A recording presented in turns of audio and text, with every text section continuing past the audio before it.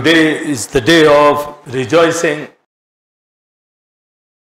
White Throne series का जो आज का समर मैं देने जा रहा हूं, मिस्र की अदालत, इसराइल का खरूज और मूसा, मरियम और इसराइल पर खुदा का गज़ब। वेलकम करेंगे होली स्पिरिट को, हवाला जात पढ़ेंगे।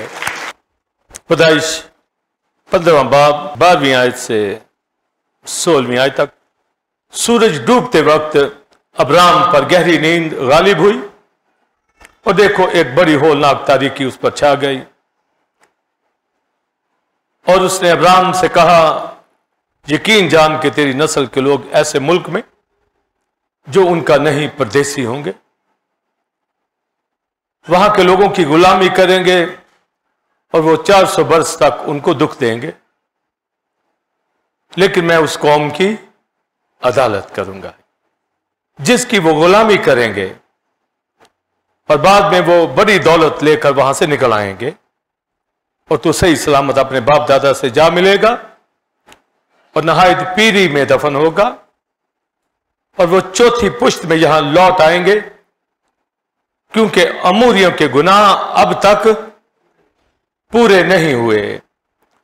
इब्रानियों 3 बाब 7वीं आयत से 11वीं आयत तक। बस जिस तरह के रूह कुदस फरमाता है, अगर आज तुम उसकी आवाज सुनो तो अपने दिलों को सख्त ना करो, जिस तरह गुस्सा दिलाने के वक्त आजमाइश के दिन जंगल में किया था, जहां तुम्हारे बाप दादा ने मुझे जांचा और आजमाया और 40 वर्ष तक मेरे काम देखे। इसलिए मैं उस पुष्ट से नाराज हुआ और कहा कि उनके दिल हमेशा गुमराह होते रहते हैं और उन्होंने मेरी राहों को नहीं पहचाना।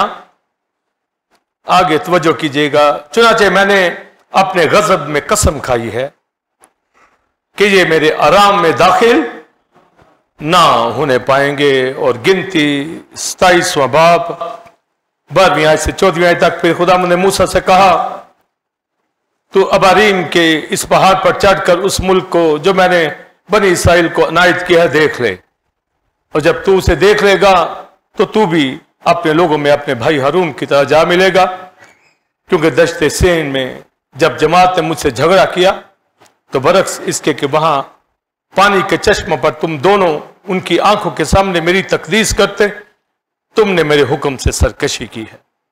ये वही मरेबा का चश्मा है, दश्ते सेन के कादिस में है। और लास्ट रेफरेंस खरूज की किताब 32वां बाब और उसकी 32वीं आयत से 34वीं आयत तक। और अब अगर तू उनका गुनाह माफ कर दे तो खैर, वरना मेरा नाम उस किताब से जो तूने लिखी है मिटा दे। और खुदा ने मूसा से कहा कि जिसने मेरा गुनाह किया है मैं उसी के नाम को अपनी किताब में से मिटाऊंगा। अब तू रवाना हो, उन लोगों को उस जगह ले जा जो मैंने तुझे बताई है। देख मेरा फरिश्ता तेरे आगे आगे चलेगा, लेकिन मैं अपने मुतालबा के दिन उनको उनके गुनाह की सजा दूंगा।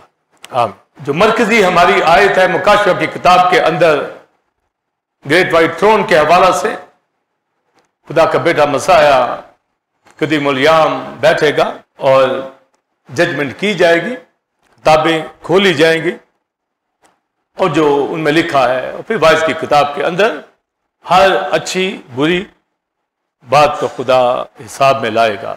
कोई दिल से माफी मांगता है तो वो हटा दी जाती है, अदरवाइज वो लिखी जाती है ताकि अदालत के रोज वाइट थ्रोन के सामने इंसाफ होगा। तो जिनको तो खुदा का डर है वो बदी से बचते हैं, और जिनको डर नहीं है तो वो यहां भी सजा पाते रहते हैं आगे भी। अभी जो लास्ट रेफरेंस मैंने पढ़ा कि मैं मुतालबा के दिन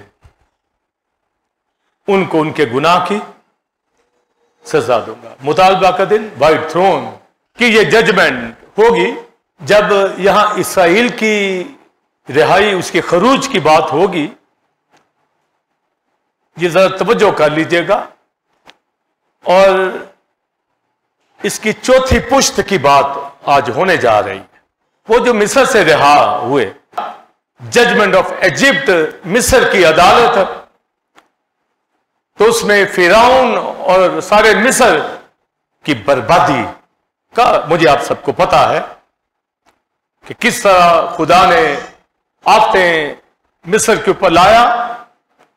उसकी वजह ये जो हवाला मैंने पढ़ा, मैं उसकी अदालत करूंगा। तो क्यों अदालत करेगा? क्योंकि बनी इस्राएल से उन्होंने गुलामी करवाई। समझे जी? बनी इस्राएल से गुलामी, यानी खुदा के बच्चों से गुलामी करवाई गई। और कितने कितने साल या कितने 100 साल, 400 साल। आप सोचिए, 400 इयर्स कुछ छोटी सी बात नहीं। इसलिए ये 400 सालों के ऊपर 4 सदियों के जो इस्राएली लोग थे उनकी बात होने जा रही है। जो आगे नस्लें आई अभी उनकी बात नहीं। समझे? तो आप सोचिए कि कितनी तकलीफ उन्होंने उठाई।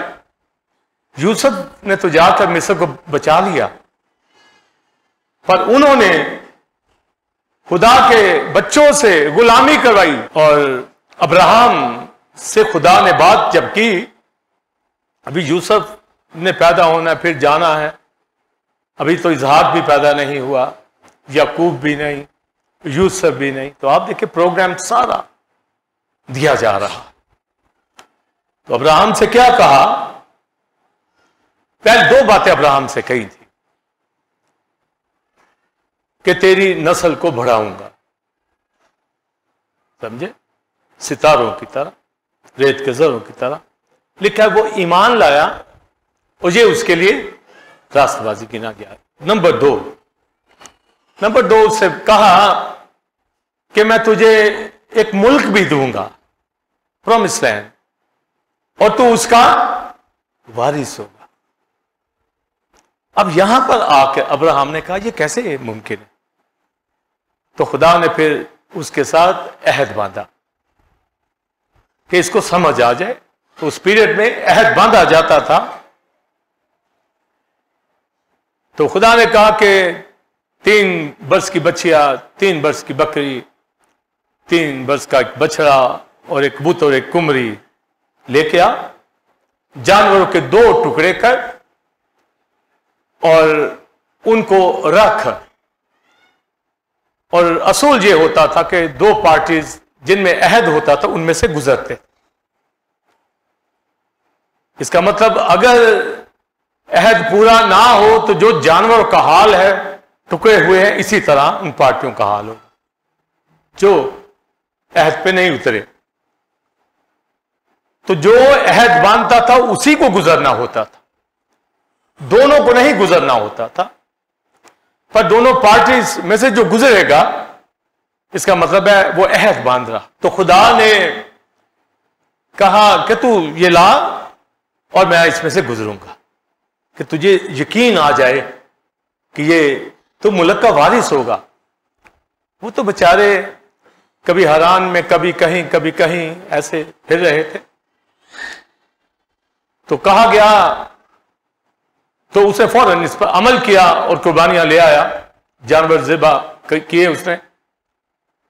जल्दी उसने ये काम कर लिया, पर शाम तक अभी खुदा नहीं आया।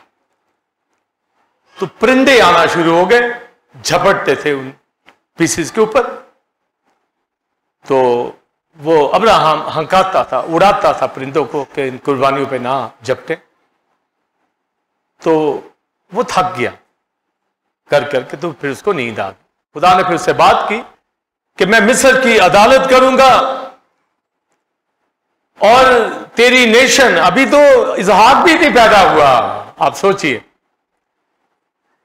तेरी नस्ल 400 साल इस मुल्क की गुलामी करेंगे। खुदा सब नस्लों को जानता है, मुझे आपको, हमारी पुश्तों को जानता है। और फिर कोई ना डर माने खुदा का, कोई अपने आप को सीधा ना करे। हर एक शख्स का पता। तो कहा कि तेरी नस्ल को ये दुख देंगे और वो गुलामी करेंगे इनकी, मिस्र की। तो ये सब उसको विजन में दिया जा रहा है, गहरी नींद के अंदर बताया जा रहा है।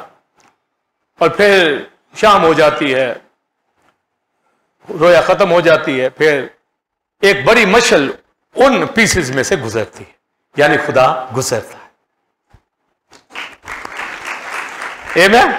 और कहा मिस्र से लेकर दरियाए फरात तक 10 कौमों का जिक्र किया गया है। कनियों, कंजियों, फिरजियों, हित्तियों, जजासियों, हित्तियों, अमूरियों, इन सब कौमों को वहां से निकालूंगा और तुम्हें ये मुल्क मिरास के तौर पर दूंगा। अभी इजहार पैदा नहीं हुआ, 400 साल इन्होंने गुलामी करनी है। लिखा जहां लेके जाऊंगा, अमूरियों का मुल्क है, मुल्क कनान, हित्ती फिरजियों का, जजासियों का। अमूरियों के गुनाह अभी पूरे नहीं हुए। अमूरियों के गुनाह पूरे होंगे तो उनको मुल्क से निकालूंगा। तो गुनाह पूरे होते होते 400 साल लग गए। लोग सोचते हैं कि ये बेदीन मुल्क क्यों हमारे ऊपर रूल करते हैं। मौका देता है खुदा उनको कि बच जाएं। व्हाइट थ्रोन के सामने हिसाब होगा कि इतना पीरियड तुम लोगों को दिया क्या, समझे। तो 400 ईयर्स अमूरियों के गुनाह अभी बोलिए पूरे नहीं हुए। लिखा जो नजिस है नजिस होता चला जाए, यानी पूरे कर ले अपने गुनाह। बीच तरफ से शौक है ना गुनाह करने का, तो कर ले, पूरे कर ले अपने।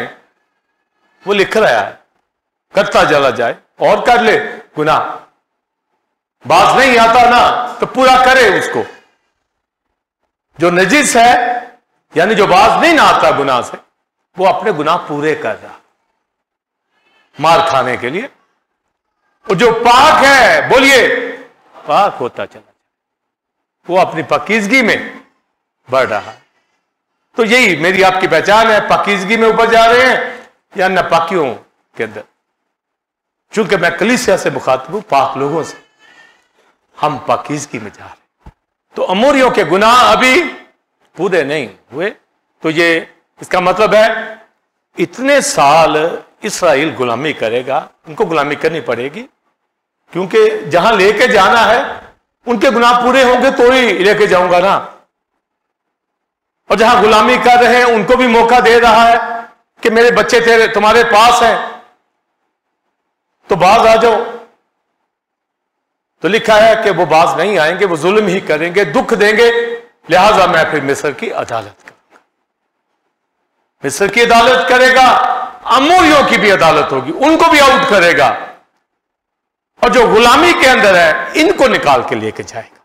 जो उसके लोग हैं, जो यूसुफ की वजह से वहां फिर 70 लोग गए, फिर बढ़ते बढ़ते ये नेशन बन गए। अब सुनिए इसमें रेवलेशन, यिर्मयाह की किताब 34वें बाब के अंदर सिदकिय्याह बादशाह, यहूदा का बादशाह, लास्ट बादशाहों में, फिर ये बाबल में असीरी में चले गए। 400 साल वेट करने के बाद बनी इस्राइल को छुड़ा के वहां बनाया कि तुम अब वारिस हो, मालिक हो, मगर मालिकों ने ही अपने भाइयों को गुलाम बना लिया। इतनी ढीठपन, जिद्दी ये रियाकार कौम थी कि तुम्हें खुदा ने वारिस बनाया है, 400 साल वेट किया है, मालिक बनाया है तुम्हें कि यरूशलेम इस्राइल के मालिक हो, तुमने अपने ही भाइयों को गुलाम बनाया हुआ। मैंने तो 400 साल गुस्से होता रहा कि मेरे बच्चों को गुलाम बनाया और तुमने अपने ही भाइयों को गुलाम बनाया हुआ है। और खरूज 25 बाब के अंदर तालीम है कि अगर तुमने गुलाम कोई इब्रानी बना ही लिया है तो 6 साल के बाद उसको आजाद कर देना और वो आजाद हो जाए गुलाम। क्योंकि मैंने अपना ये मुल्क अपने बच्चों को दिया है, कोई किसी को गुलाम ना बनाए। आज बलीवर देख लें अपने आप को, अपने भाइयों को क्या समझते हैं, किस जगह पे रखते हैं, शोहर बीवी आपस में कैसे बर्ताव करते हैं, अजीज बेटे बेटियां, मां बाप कैसे, बहन भाई अजीज कैसे एक दूसरे को समझते हैं। तो अब यह जब प्रीच कर रहा था तो सिदकिय्याह बादशाह, अब उनको पता था असीरी में जाने वाले हैं, जिस तरह अमूरियों को निकाला था अब हमें भी निकालने लगा है। इसका मतलब है कि हम अमल नहीं कर रहे, हमने अपने भाइयों को गुलाम बनाया हुआ है। फौरी एक्ट किया सिदकिय्याह बादशाह ने। यिर्मयाह की प्रीचिंग सुनने के बाद उसने भी जानवर लिए, उनके दो दो टुकड़े किए और सिदकिय्याह बादशाह बीच में से गुजरा। पहले तो खुदा वहां से गुजरा, अब सिदकिय्याह बादशाह गुजरा और कहा खुदा हम अपने भाइयों को आजाद करेंगे। यानी इसका मतलब है कि धोखा दे रहे हैं, खुदा को फरेब दे रहे हैं कि हमें मालिक ही रहने दे, हमें निकालना इस मुल्क से, और निकालने की वजह हमने भाइयों को गुलाम बनाया हुआ है तो हम उनको आजाद कर देते। तो ये उन्होंने एक फ्रॉड करने की कोशिश की। तो खुदा ने यिर्मयाह को कहा, इनको कह जाके मैं खुश हुआ हूं कि तुमने ये किया है, भाइयों को आजाद कर दिया है, पर उनको साथ ये भी बता कि तुमने जानबूझकर किया है और फिर गए हो। यानी कसम खा ली है और उसके बाद फिर वही काम जो मिस्री करते थे उन्होंने गुलाम बनाया और जब छोड़ा फिर पकड़ने की कोशिश करते थे। यही काम सिदकिय्याह बादशाह ने किया कि अहद बांधा। तो खुदा ने कहा तुमने अहद तो बांधा है ठीक मेरी तरह, मुझे खुशी हुई, पर तुम फिर गए, लिहाजा अब तुम्हें मैं इसी तरह, जिस तरह इन जानवरों को टुकड़े किया, तुम्हें हलाक कर दूंगा। तो फिर वो हलाक हुए। तो ये अहद की बात मैंने बताने के अंदर रेवलेशन ये बता रहा हूं कि खुदा अपने बच्चों को गुलामी में नहीं देख सकता। आगे तो फिर हम खुद ही गुलाम बन जाएं इब्लीस के, वो नहीं छोड़ेगा। इसलिए इब्लीस के साथ टक्कर है कि कोई उसके बेटे बेटियों को हिरासत में नहीं ले सकता, उनको गुलाम नहीं बना सकता। तो चूंकि अब्राहम से कहा कि तेरे बच्चे यहां पर रहेंगे, ये गुलाम बनाएंगे मुझे पता है, पर मैं इनको छुड़ाऊंगा। ये आपको कॉज वजह और भेद जो मुकाश मैं बताने जा रहा हूं कि क्यों मिस्र की अदालत। तो मिस्र उस दौर की सुपर पावर थी, जैसे आजकल USA super power. Super power का मुकाबला इर्द गिर्द की जो कौमें थी हौसला पकड़ती थी, कम में पहले उस जगह पे आ जाती। तो सुन ले 300 या 400 साल का पीरियड सुपर पावर को मिलता है। अमेरिका को भी 300 साल से ऊपर हो रहे हैं सुपर पावर। जितनी भी आप सुपर पावर मैं बताऊंगा ये इतना पीरियड ही मिलता है। इसका मतलब है इसका भी एंड होने वाला है। आगे रिवाइज रोम की गवर्नमेंट शुरू होने वाली है और फिर एंटी क्राइस्ट की गवर्नमेंट शुरू होगी। हमें मालूम है, वक्तों का पता है। मिस्र की जो गवर्नमेंट थी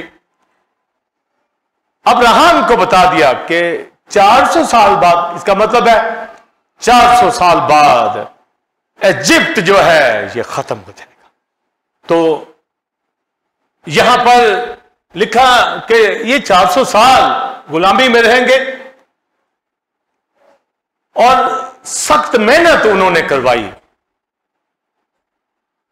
मिस्रियों ने इस्राएल से। उनको कहते ईंटें बनाओ, फिर तशद्दुद करते थे और बेगार में काम लेते थे। बेगार का मतलब होता है कि उनको रुपया पैसा नहीं मिलना, सिर्फ रोटी मिलेगी खाने को, सिर्फ ये बेगार में होता। 4 सदियां जब वहां पर रहे, एक जगह पर लिखा जब मुल्क मिस्र से निकले तो 400 साल बाद, एक जगह लिखा ठीक 430 साल बाद। तो 30 साल अकाउंट किए जाते हैं। चूंकि अब्राहम की नस्ल से वादा किया गया, अभी इसहाक पैदा नहीं हुआ, तो ये जो 25 साल बाद पैदा हुआ और उसमें फिर दूध छुड़ाए जाने के 4-5 साल वो लिए जाते हैं, 30 साल ये काउंट किए जाते हैं, फिर आगे जनरेशन शुरू होती है, तो यहां से फिर 400 साल आगे लिए जाते हैं। समझे जी? तो हर बात का रेवलेशन, हर बात का मानी आपके पास होना चाहिए। लिखा जब 400 ईयर्स अमूरियों के गुनाह पूरे होंगे, इधर से मैं कौम को निकालूंगा और वहां ले जाऊंगा और उनको वहां से हलाक करूंगा। ये नहीं कि उनको कोई और मुल्क दूंगा, हलाक करूंगा, क्योंकि उनके गुनाह पूरे हो चुके। ये कॉज है। खुदा बेतरफदार नहीं, फेवरेटिज्म नहीं, जो गुनाह करेगा हलाक करेगा। तो जजमेंट, जुज़वी जजमेंट, एटर्नल जजमेंट इनके अदवार हैं। तो वो मुकम्मल डिस्ट्रक्शन अमूरियों की, हित्तियों, फिरजियों की, वहां पर मिस्रियों की भी इसी तरह। पर बनी इसराइल, उसके बच्चे गुलामी में थे। लिखा मैं तुम्हें मुल्क दूंगा, अब तुम वारिस हो। और अगर वारिस भी जाकर वहां गुलामी बन जाए खुद ही। यही हो रहा है आज की दुनिया में। यीशु के खून से पाक कर दिए गए हैं, वारिस बना दिए गए हैं अपने मकामों के, पर इनको समझ नहीं आती कि दुनिया के अंदर ही गुलामी के अंदर रहना चाहते हैं।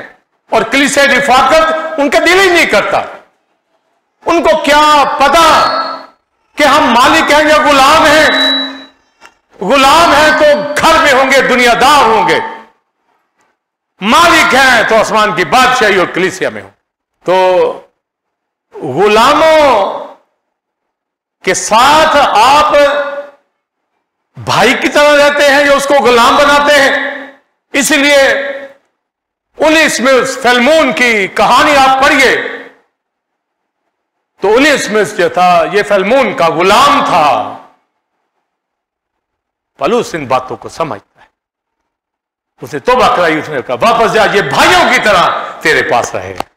तो जब आजादी की अब बात होने लगी है, अमूरियों के गुनाह उधर पूरे हो गए हैं, मूसा को चुन लिया गया और ये मध्यान में अपने ससुर की भेड़ बकरियां चराता था यत्रो के। वहां खुदा इसको ज्योग्राफी समझाता है, क्योंकि यहां से निकलना था। बनी इसराइल ने उसको पहले ही से बताया कि कौन सी घाटियां हैं, कौन से पहाड़ हैं, कहां से मूव करना है, कहां से निकलना, कैसे खेमे लगाते हैं, सब ट्रेनिंग। आज का खादम, आज का एवेंजलिस्ट बगैर ट्रेनिंग के बाइबल टीचर बन जाता है, बगैर ट्रेनिंग के, बगैर प्रैक्टिकल के अपने आप को खादम बनाते हैं। तो आप बताइए फिर गलतियां करते हैं। ये प्रॉपर एजुकेशन है, प्रॉपर चलना है, सीखना है, फिर सुनाना है। समझे? तो उसको पूरा ज्योग्राफी समझाया, फिर उस पर जाहिर हुआ, फिर उसको भेजा। उसने कहा क्या जाके बताऊं? उसने कहा उसको, उनको कहना कि I am that I am, मैं जो हूं सो हूं ने भेजा है। यहोवा का भी यही मतलब है, एटर्नल वन, और I am that I am का भी यही मतलब। तो जब यहां मूसा पहुंचता है, फिरौन से बात करता है, तो क्या बात करता है कि मेरे लोगों को आजाद कर। यही कर रहा, यही है। मैंने पीछे सारी हिस्ट्री बता दी है कि गुलामी ने मेरे बच्चों को कौन गुलाम बना, इनको यहां से जाने दे। अगला हिस्सा, ताकि मेरी इबादत करें। इबादत करे ना और बेटे कहलाए। आज कलीसिया में कोई कहे जी मैं तो बेटा तो हूं, तो इबादत ना कर, वो गुलामों की लिस्ट में आ रहा, वो दुनियादारी की लिस्ट में आ रहा। हम कलीसिया के खानदानों को इसी से तो पहचान दे, और कैसे पहचाने?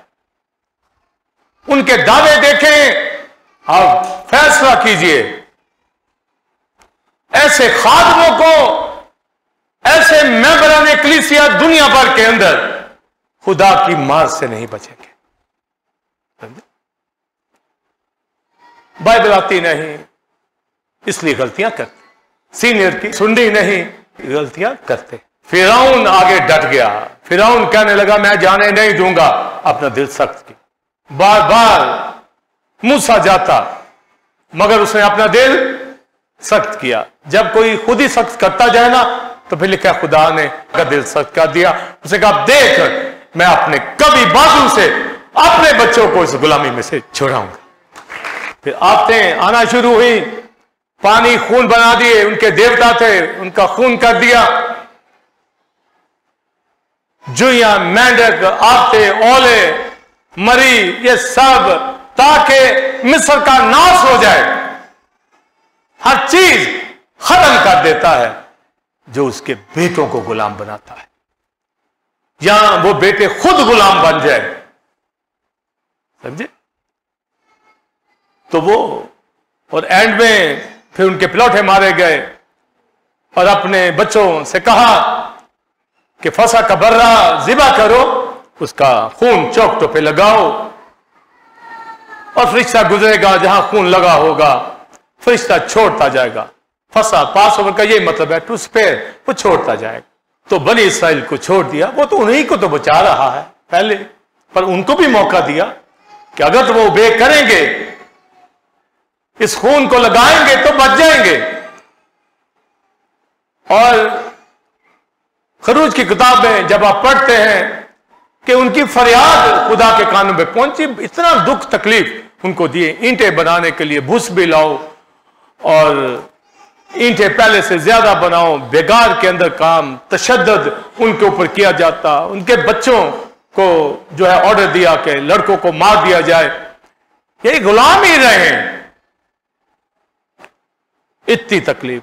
इब्लीस हमेशा खुदा के लोगों को गुलाम बनाने की कोशिश करता है, और जो उसकी मान लेते हैं वो गुलाम बन जाते हैं, जो नहीं मानते वो कलीसिया का, मसीह का पार्ट बन जाते हैं। मैं तो फिर आप बताइए, आप गुलामों में रहना पसंद करोगे या आजाद हो? या तो गुलाम को मसीह जैसा दर्द रख के बचा ले, या फिर सिद्किया बादशाह की तरह वो वक्ती तौर पे धोखा दे के कहते जी हम आजाद कर रहे हैं, तो आजाद करते नहीं। ऐसे खादिम एवेंजलिस्ट भी देखे हम, दुआएं ऐसी करेंगे और रूह बचाएंगे नहीं। कहते हैं गुलाम रहता है तो रहे, मरता है तो मरे, समझे? ऐसे बचानी जिंदगी, रिजल्ट लाना है, दिखाना है कि ये मैं गुलाम को छुड़ा के लाया हूं। इतना नॉलेज हो, इतनी समझ हो, रूह ना बचे। दर्द नहीं है, थीम का नहीं पता कि हमारे भाई गुलाम बने हुए हैं, उनको छुड़ाना है, जंजीरों में जकड़े हुए, बीमारियों के अंदर है, मुश्किलों के अंदर है, बेटे बेटियों अजीजों दोस्तों को बचाना है, जंजीरों में जकड़ रखा है शैतान ने। नहीं, उनको जंजीरों में बैठे उनके साथ गप्पे मारते, खाते हैं, उन कहते बंधे रहो जंजीरों के अंदर, हम आपके भाई हैं। झूठ बोलते। उसे कहा मैं नहीं जाने दूंगा। पर जिनके लिए प्रॉमिस लैंड तैयार किया जा रहा है, अमूरियों के गुनाह अकाउंट हो रहे हैं, गिने जा रहे हैं, और अपने बच्चों को वो रहने दे। अपना हाथ बढ़ाकर अब्राहम के ऊपर यह हवा नाम पे जाहिर नहीं हुआ था, जब जायरा के तौर पर जाहिर हुआ, यह हवा नसी के तौर पर भी, पर मूसा के साथ यह हवा के तौर पर जाहिर हुआ। यह हवा ने खुद फिरौन से जंग लड़ी, और आते मुसीबतें उनके ऊपर आई और आजाद कराया। और पहले कहता है सिद्किया की तरह कि हम आजाद करते हैं, फिर बाद में फिर पकड़ने के लिए आ गया, और खुदा ने हाथ बढ़ाया और अपने बच्चों को कुलजम पाक कराया, और फिरौन और उसके रथों को, उसकी फौजों को पानियों में डुबो दिया। तो भी व्हाइट थ्रोन के सामने फिरौन को खड़ा हिसाब देना पड़ेगा। ये इतनी जल्दी छूटने वाली बात नहीं कि कुलजम के अंदर बस गर्क हो गया है, इसको आना पड़ेगा। इसराइल का खरूज हो जाता है, ये गुलामी में रहेंगे, दुख उठाएंगे, और मैं मिस्र की अदालत करूंगा। तो आप आज देख लीजिए कि क्या मिस्र सुपर पावर है? हरगिज़ नहीं, वो सुपर पावर नहीं है। मगर खुदा के लोग क्यों निकल आए? क्योंकि गुलामी के अंदर थे, और उनको ये नस्ल दर नस्ल बताया जा रहा था कि खुदा छुड़ाएगा। गुलामी में थे मगर इंतजार में भी थे कि खुदा छुड़ाएगा। तो मूसा के जरिए से, मोसेस के जरिए से, लीडर के जरिए से छुड़ाया। मैं तेरा खुदा हूंगा, तू हारून का, बात तुझे ही बताई जाएगी। मगर दरमियानी मूसा ही ठहरा तो फंसा देकर खुदा ने अपने लोगों को बचा लिया। लिखा ठीक 430 साल बाद, वो 400 साल तो गुलामी कराए, पर 430 साल बाद वो मुल्क मिस्र से निकल गए। इसराइल का खरूज हो गया, सारा इसराइल बहरे कुलजम को अबूर करके। आगे फिर ये कड़वे पानी का चश्मा आता है, वो दरख्त डालते मीठा हो जाता है। फिर उनको मन दिया जाता है, ये शॉर्ट पीरियड, ताकि ये होरब तक पहुंच जाए। 3 दिन का सफर था, होरब पे पहुंच जाते। अब सुनिए तवज्जो, हवाला मैंने पढ़ा इब्रानियों में से, मैंने अपने गजब में कसम खाई है कि ये मेरे आराम में दाखिल ना होंगे, ये जो अभी आ गए हैं। काश ये याद रखते कि 400 साल हम गुलामी में रहे, अब आजाद कर दिए गए हैं, अब इबादत करनी है, जो कहता है खुदा हम मान ले। तो उसने कहा तैयार होके आ जाओ, पहाड़ को हाथ ना लगाना। तो मुलाकात इन्होंने खुदा से की। अब सुनिए, खुदा ने नक्शे दिए मोसेस को, मूसा को, कि ये इबादत का खैमा इज्तिमा, टैबरनेकल, उसमें सोने का मज़बा, बखूर का कोविनेंट बॉक्स, पीतल का मज़बा, शमादान, मेज, ये सारा खैमा इस तरह बनाना अहकाम दे दिए। अब जब तख्तियां लेके नीचे आ रहा है, सोचिए, नीचे उन्होंने सोने का बछड़ा बनाकर इबादत शुरू कर दी। यहां से कहानी अब निकलती है। ये उस चौथी पुश्त का गुनाह जो मुतालबा के दिन खुदा उसका हिसाब लेगा। 400 साल की गुलामी में से तरस खाकर निकाला, मुल्क तैयार किया है कि लेके जाऊं, पर वो अभी स्टार्ट ही हुआ है। इसी तरह बाज तौबा करते हैं, फिर गुलामी में चले जाते हैं, बपतिस्मा लेते हैं, फिर गुलामी में चले जाते हैं। उनको कहो इबादत करो, वो इबादत के लिए कलाम ले रहा है, जैसे हम कलाम लेते हैं तो आगे हमें कोई नजर ना आए। ये बछड़े की इबादत करना है कि उनके लिए अहकाम आ रहे हैं, मगर उन्होंने नीचे बछड़ा बनाया हुआ है। कोई अपनी कॉन्फ्रेंस कर रहे हैं, कोई अपना चैनल खोला हुआ है, कोई अपनी जो है तहरीक शुरू की हुई है, मगर कलाम लाने वाले कलाम लेके आ रहे।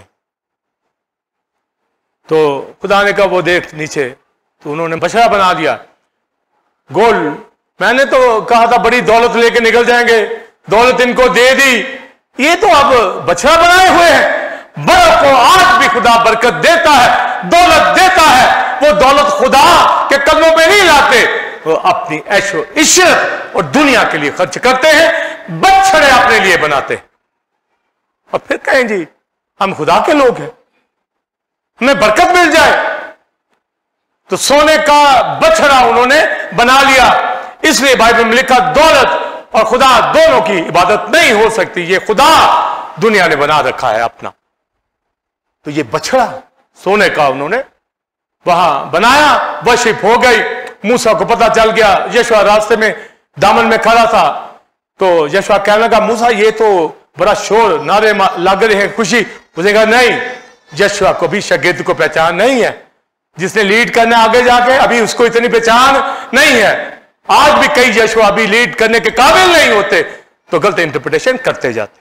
तो यशवा कहने लगा ये तो फतेहमंदों के नारे, नहीं, इन्होंने ये बुत परस्ती कर रहे हैं, नाच गाने कर रहे हैं, नाच रंग लगे हुए हैं। खुदा बरकत दे कि मैं काना गलील की शादी में बरकत देना चाहता हूं। यसु यहां है, मरियम सब यहां है, और वो जो शादी वाले हो और वो गाने गाए नाच रंग करे, तो कहे यहां मैं बरकत दूं।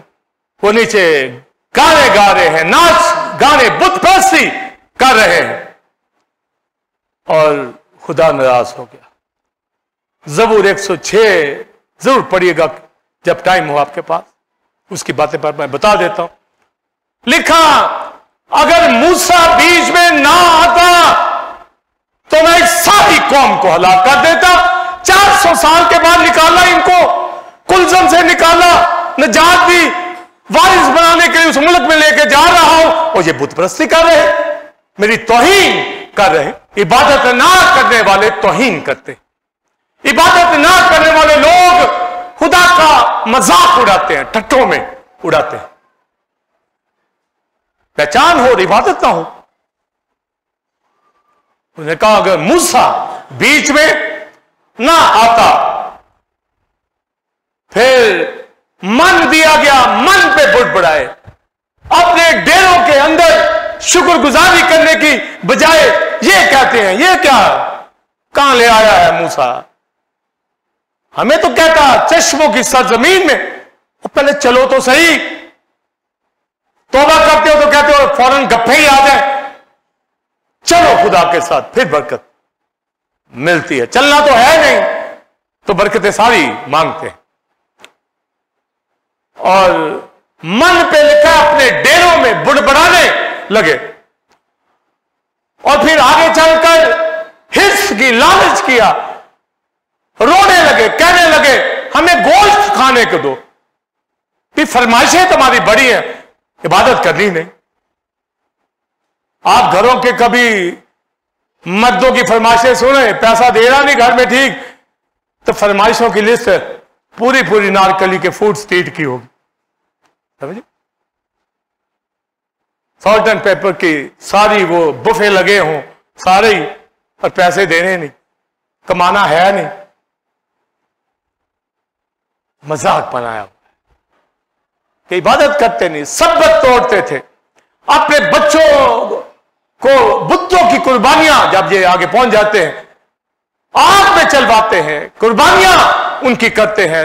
लिखा 12 दफा मैंने इनको छुड़ाया, मगर ये 12 दफा ये बागी हुए। रास्ते में मरियम मूसा के खिलाफ होगी कि ये अपने लॉज से ही पूछता रहता है, भी उनको पता है खैमे कैसे लगाने हैं बियाबान में। तो कहने लगी मैं नबिया, कुलसम के बाद मैंने गीत गाए, बहनों की मीटिंग भी मैं ही करती थी। और भाई मूसा तो नहीं बन गई तू, भी मूसा की वजह से बनी है ना। तो जब खुदा ने सुना कि मरियम इस तरह बोल रही, उसको कोढ़ हो गया, सारे बदन का कोढ़। सारे बदन में कोढ़ हो जाए तो ये बंदा पाक कहलाता है, थोड़ा हो तो नापाक। क्योंकि खुदा की बंदी थी तो पूरा एक कोड दे दिया ताकि सजा भी पा जाए। ये जुज़वी सजाएं हैं जो मैं बता रहा हूं, ये गजब खुदा के फिर आते हैं। वो नहीं देखता कि इसने पानी से निकाला था मूसा, वो ये नहीं देखता कि ये किस तरह दर्द तकलीफ है इसने मूसा के लिए ली, या कुलदम पार उबे किया। जहां गलती कोई करेगा, एक भी क्यों ना करेगा, मत कहे कि मैं पलूस के साथ इतनी देर काम किया, पर गलती क्यों करता है, तुझे कोई इजाजत है गलती करने की? और अपनी पुरानी लिस्ट लेके आ जाए इतने सालों से। ये गलतियां हो रही हैं आज के बिलीवर खादमों कलीसियाओं से।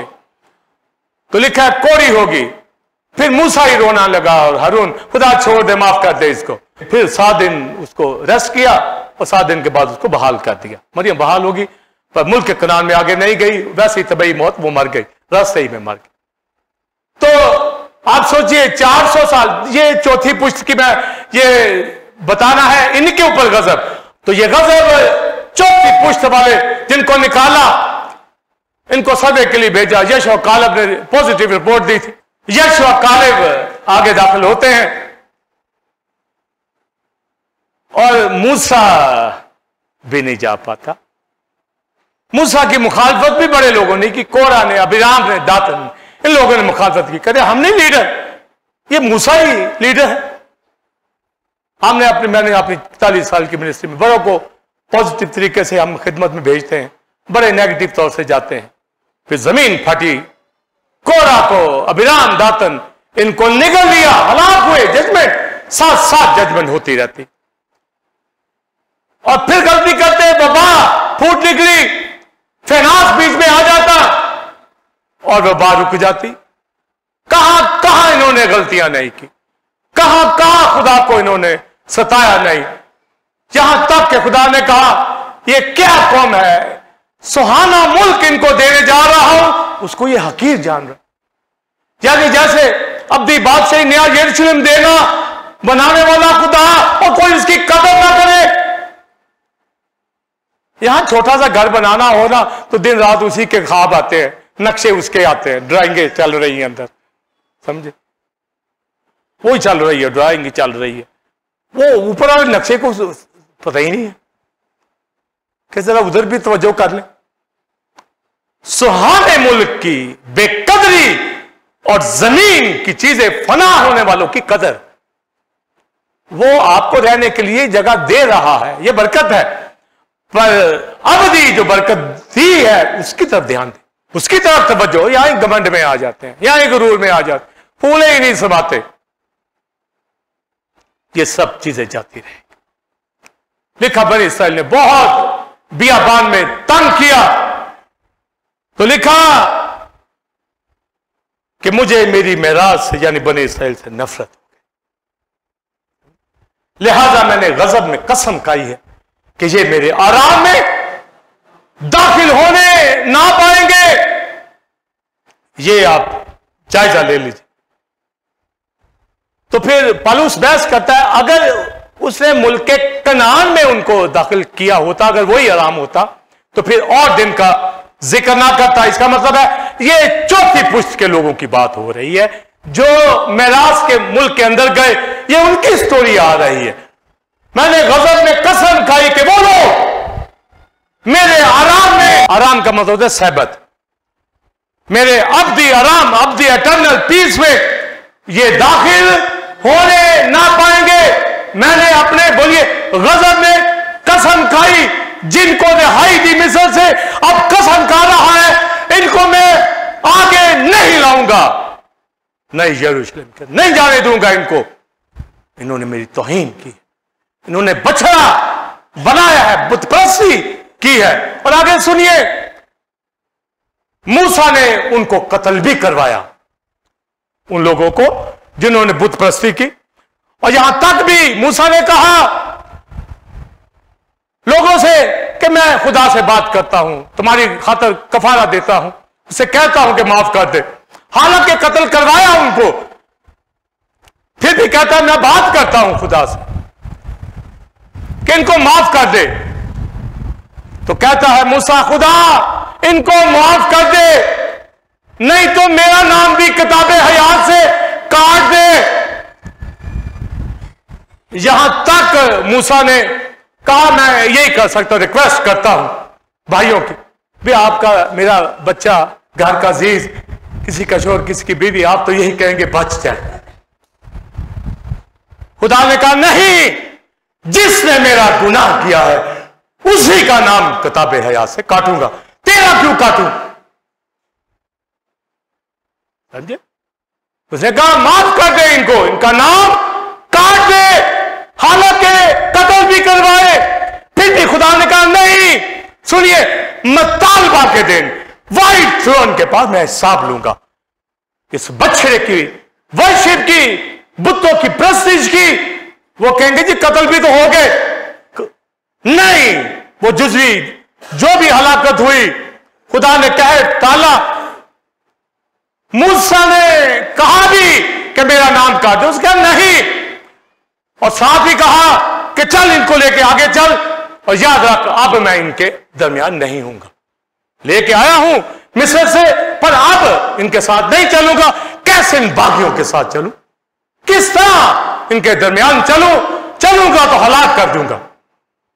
इसलिए हमसे भी नहीं चला जाता उन बागियों के जो खुदा के हुजूर नहीं आते, जो खुदा की वर्शिप नहीं करते। मेरे कैसे प्यारे हो सकते हैं? बेशक मैं उनके लिए दुआ भी करता हूं। मैं ये तो नहीं कहूंगा मेरा नाम काट दे, कभी कहोगे? सुनिए, मेरा नाम काट दे, उसका डाल ले, कभी कहोगे? उसने कहा, मैं तो नहीं कहूंगा भाई मेरा नाम काट। पर मेरे से भी ऊपर। पर मैं इतना जरूर करूंगा कि मेरा भी रहे, इनका भी आ जाए। मैं ये तो जरूर मेहनत करूंगा। हम उसे कहा कि नहीं, जिसने मेरा गुनाह किया है उसी का नाम काटूंगा, मिटाऊंगा। यानी मैंने लिख लिए, इनको छुड़ा लिया, फंसा का बर्रा ज़िबा किया है, इनको 400 साल की गुलामी से इनको निकाला है। तो मुतालबा के दिन व्हाइट थ्रोन के सामने जजमेंट होगी, पूरा हिसाब होगा। ये जो बछड़ा बनाया गया इसका हिसाब लिया जाएगा उस सारी नस्ल से। और फिर वैसे ही खुदा ने इनको बियाबान में मार दिया। हम कहते हैं बियाबान में बड़े मौजे हुए, और शुरू में ही भाई मौजे हो गए। अब आग न्यू जनरेशन पे जा रही थी। लिखा मैं इनको रास्ते में मारूंगा, इसलिए 40 साल लगा रहा हूं, इनको जाने नहीं दूंगा, रास्ते में मार दूंगा इनको सबको। तू बीच में आता है लिहाजा मैं अब चलूंगा। मूसा ने कहा मुझे भाई नहीं पता खुदा आगे कैसे, चल हमारे साथ। उसने कहा चल फिर इनको मैं रास्ते में मारता जाऊंगा। चला, मगर रास्ता में उनको मारता चला गया। और फिर नई जनरेशन गई, यशो कालब गया, मगर पुराने सब पीछे हलाक हो गए। मूसा को भी जाना चाहिए था, हारून को भी जाना चाहिए था, मरियम को भी जाना चाहिए था, पर वो भी, मरियम भी पीछे हलाक हो गई। पर हारून मूसा को खुदा ने खुद कहा मैं तुमको आगे जाने नहीं दूंगा। वो कहेंगे कि कौम के लीडर बने हम और हमें नहीं जाने दिया जा रहा। समझे? आप सोचो तो फिर दूसरे का क्या हाल हो। लीडर को नहीं तो क्यों नहीं जाने दिया। बाइबल मुकद्दस के अंदर वो तंग करती आ रही थी कौम, कादिस का जो मरीबा का चश्मा था। उन्होंने कहा हमें पानी पिला, हम मर रहे हैं। मूसा तो यहीं से कहना था ना, बिलीवर्स आपने लीडर ही से कहेंगे ना ये बात है, ये बात। तो लीडर आगे से हारून मूसा गुस्से में आ गए, कहने लगे बागियों कब तक हम तुम्हारी बर्दाश्त करें। तुम लोगों ने मजाक बना रखा है कि खुदा ने 400 साल बर्दाश्त की, उसकी बर्दाश्त उनको छुड़ा के ला रहा। और आगे लीडर मूसा तो खैर बड़ी चीज था, लिखा दुनिया का हलीम शख्स था, कहना मैं ये चाहता हूं यहां के खादम नहीं मान। वो तो एक खुदा का बंदा था, हलीम था, दुनिया का हम्बल शख्स, हम्बल लीडर था, खुदा की बात को सुनता था। मरियम को भी उसने कहा मरियम तू नबिया कहती है अपने आप को, नबी वो जिसको मैं रूबरू बात करूं वो तो मूसा है। माना तू खुदा की बंदी है, पर तू यहां प्रोफेटस बनी हुई है और मेरे बंदा के खिलाफ बोलती है। वो आगे से सोचे मैं तो भाई के खिलाफ बोल रही, और भाई खादम है, खादम के तौर पर उसकी ऑनर मेरी आंख की पुतली है, लीडर है, इतना बड़ा खादम। तो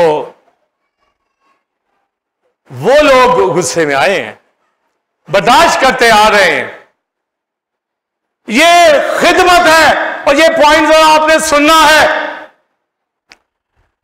लिखा कि तुम लोगों ने ये उन्होंने डबल लाठी मार के मारी, पानी निकला वहां से, उन्होंने पी तो लिया। उन्होंने कहा, खुदा ने कहा मूसा तूने मेरे हुक्म से सरकशी की। ये जो हवाला मैंने गिनती की किताब 27 में बाप में से पढ़ा, सरकशी की है, लिहाजा तू आगे बात सुनिए, जो बारीक बात खादम आगे समझते नहीं, तू इन लोगों की क्यादत करने नहीं पाएगा। ये नहीं कि तू यरूशलेम के काबिल नहीं, तू अब लीडर नहीं हो सकता। तुझे मैंने लीडर बनाया है, लीड नहीं करेगा, रुक यहां पर। फिर यशुआ को लीडर बनाया गया और मूसा को रोक दिया। मूसा को यह नहीं कहा कि यरूशलेम की मिरास तुझे नहीं दूंगा, वो तो फिर पहुंच जाता है यीशु मसीह के पास। एलिया और मूसा पहाड़ के ऊपर नजर आते हैं। तो आप कहेंगे जी वो वहां कैसे पहुंच गया जब उसको जाने नहीं दिया? समझे? उसको लीडरशिप से रोका। लीडरशिप वो जो अपने गले को लेके चले, जो कलीसिया को लेके चलता है। यह नहीं कि वो उनकी जरूरत हो, डिमांड हो दुआ के लिए, तो वो जब हाथ सोया हो और आगे से बातें बनाए। उसका काम है लीडरशिप करना, लीड करना उनको। उन्होंने कहा नहीं जाने पाएगा, लिहाजा अब क्या कर, कोई अबारीम के ऊपर, ईस्ट जॉर्डन के अंदर कोई अबारीम के ऊपर, पहाड़ के ऊपर खड़ा हो जा और दूर से यरूशलेम को देख ले, जाने नहीं दूंगा। खड़ा हो गया, तरसती आंखों से देख रहा कि कौम को लेके आ रहा, अब मुझे ही नहीं जाने दिया, टीम से बाहर कर दिया, चल आउट। अब ये नंबर 1 मूसा अब इस काबिल नहीं रहा। उसने कहा रुक जा, कोई अबारीम पे खड़ा हो, दूर से देख, तू इन लोगों की क़यादत करने के अब काबिल नहीं है। खुदा का कहर, ये गुस्सा, ये राग जाहिर हुआ मूसा के ऊपर। एक लफ्ज ने आगे से कहा, ज़बूर 106 में जब आप पढ़े तो वहां लिखा है मूसा बगैर सोचे समझे बोल उठा। ये उसका गुनाह था। मूसा बोलिए, बगैर सोचे समझे बोल उठा। भी खुदा ने कहा इनको पानी दे, ये उनको कह रहा है बागियों। खुदा ने कहा तुम मेरी तकदीस करते, मुझे कदूस इनके बीच में बताते तुम लीडर हो, और तुमने मेरे से भी दूर कर रहे हो उनको, लिहाजा तुम अब लीडर बनने के काबिल नहीं हो, कि इन लोगों को बर्बाद कर रहे हो, लीडर कहलाते हो, लीड नहीं कर सकते। हम अपने घरानों को लीड कर रहे हैं। यहां कलीसिया की तरफ से जो थोड़ा थोड़ा काम मिला होता है, उसमें भी ध्यानदार कोई ना निकले, उसमें भी कोई लीड ना करे अपने घरानों को, कलीसियाओं को, तो फिर बर्बादी, खुदा का कहर मरियम के ऊपर भी आया, इज़राइल के ऊपर भी आया, मिस्र में भी आया, अमोरियों के ऊपर भी आया, मूसा के ऊपर भी आया। आगे बोलिए, जाने नहीं पाएगा, इन लोगों की क़यादत नहीं करेगा। अब क़यादत वो करेगा जिसको फिर चुना गया। तो उसने कहा यशुआ को ले लो, तो यशुआ को मूसा की आंखों के सामने जो है लीडर बनाया गया। यहां मखसूस भी नहीं करते तो लीडर बन जाते, मखसूस भी नहीं करते, लीडर भी होता है तो लीडर समझते, लीडर होता है, यानी मूसा के होते हुए यशुआ लीडर बन जाए, पर उसके होते हुए तीमुथियुस लीडर बन जाए। यहां कलीसिया पे तो यही हो रहा, यहां पर नुकसान अपना भी कर रहे हैं और कलीसियाओं का भी कर रहे हैं। सोच समझ के चलने की जरूरत है। ईमानदारों को भी ताबे होकर सीखें, खुदा के साथ चलें, ऑनर करें। लीडर को नहीं छोड़ता तो दूसरे को छोड़ेगा। इसलिए जो जजमेंट है जुज़वी से भी बचिए, पर अगर जुज़वी हो गई तो कम से कम एक्सटर्नल अदालत से तो बच जाए। आखिरी बात सुने 2-3 में, लिहाजा व्हाइट थ्रोन के सामने लिखा है मुतालबा के दिन एक एक बात का हिसाब होगा। अमूरियों के 400 सालों की सारी हिस्ट्री गुनाह किताबें खुलेंगी, 400 ईयर्स की सारी बुक्स खुलेंगी, मिस्रियों की सारी किताबें खुलेंगी, उनके गुनाह, फिरौन के सारे गुनाह सामने आएंगे। अब तो इब्लीस के साथ जाएगा। और इस्राएलियों वो कहे हम तो गुलामी में रहे, मैंने आजाद किया तुम्हें, पर तुमने मेरी मिरास की तौहीन की, बात छुड़ाया तुम्हें, तुम मेरे ही खिलाफ हो गए, बछड़े बनाए। लिहाजा हिसाब देना होगा मिस्रियों को भी, इस्राएलियों को भी। मरियम ने सजा पाली, मूसा ने सजा पाली। मूसा जब मर गया तो इब्लीस जो था वो वहां आ गया। उसकी कब्र का किसी को नहीं पता पहाड़ पर कहां दफन है, क्योंकि फरिश्तों ने दफनाया था। यहूदा का खत पढ़े, वहां आपको यह पता चले, पाक फरिश्तों ने दफनाया। जब दफना रहे थे तो इब्लीस आ गया। उसने कहा नहीं, तुम नहीं दफना सकते, ये हमारा शख्स है मूसा, क्योंकि इसको आगे नहीं जाने दिया गया, इसने गुनाह किया है। उन्होंने कहा नहीं नहीं नहीं, यानी इब्लीस को समझ नहीं आ रही कि ये जुज़वी अदालत थी, वो मुकम्मल अदालत समझ गया। फिर मिकाईल आया, मिकाईल ने खुदाबंद के नाम से मलामत की तो इब्लीस वहां से भागा और फिर पाक फरिश्तों ने दफनाया। आप सोचिए, आज के हमारे अजीजों के फ्यूनरल के ऊपर अगर पाक है तो पाक फरिश्ते मौजूद होते, नहीं तो लूसीफर खड़ा, इब्लीस शैतान खड़ा होता है और यहां पादरी पढ़ रहा होता है, ये खुदा का बंदा आसमान की बादशाही में क्या है, और नीचे साथ कौन खड़े होते हैं? इब्लीस के फरिश्ते। अगर वह गुनहगार है, वो मूसा की लाश के ऊपर आकर कब्जा कर रहे हैं, तो आप देखिए कि किस तरह चलने की जरूरत है। मुद्दों से निकलना है, दुनियादारी से निकलना है। आखिरी बात इब्रानियों में लिखा, रूह कुदस ने उस वक्त भी फरमाया कि जिस तरह तुम्हारे बाप दादा ने जंगल में आजमाया कादिश में, अब अपने दिलों को सख्त ना करो। उनको रोक दिया, आराम में दाखिल नहीं होंगे, पर अब कोई रहा हुआ मालूम ना हो, व्हाइट थ्रोन के सामने जाना होगा। दिलों को सख्त ना करें जिस तरह उन्होंने मरीबा में किए, बियाबान में किए।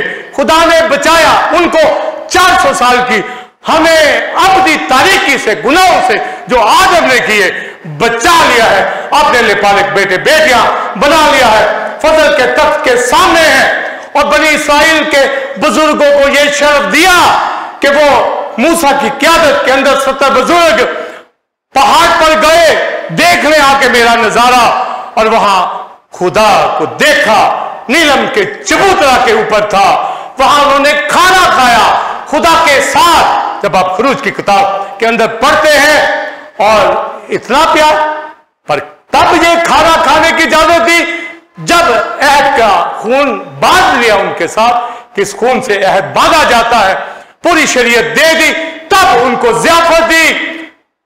तब मूसा ने कहा मुझे अपना जलाल दिखा दे। उसने कहा पीछे से देखेगा, तो इसका मतलब है खुदा को देखा, उस जलाल को देखा। पर पलूस का मुकाशवा सुनिए, 11वें बाब में कहता है मूसा ने मसीह की खातिर मिस्र को छोड़ दिया, यानी वो जलाल देखना चाहता है, यानी मसीह को देखना चाहता। इसलिए व्हाइट थ्रोन के सामने मूसा खड़ा होगा, कदीमुल याम कहेगा तूने कहा था मेरा नाम किताब हयात से काट दे, यहां तो लिखा है। हालेलुया। क्या कहेगा? यहां लिखा है, मेरे आपके साथ मिलकर मूसा से भी, ऐ मेरे बाप के मुबारक लोग, उस बादशाही में जो तुम्हारे लिए तैयार की है, फजल के तख्त के सामने रहने वाले लोग व्हाइट थ्रोन में सुरखरू होंगे। आइए खड़े हो जाए।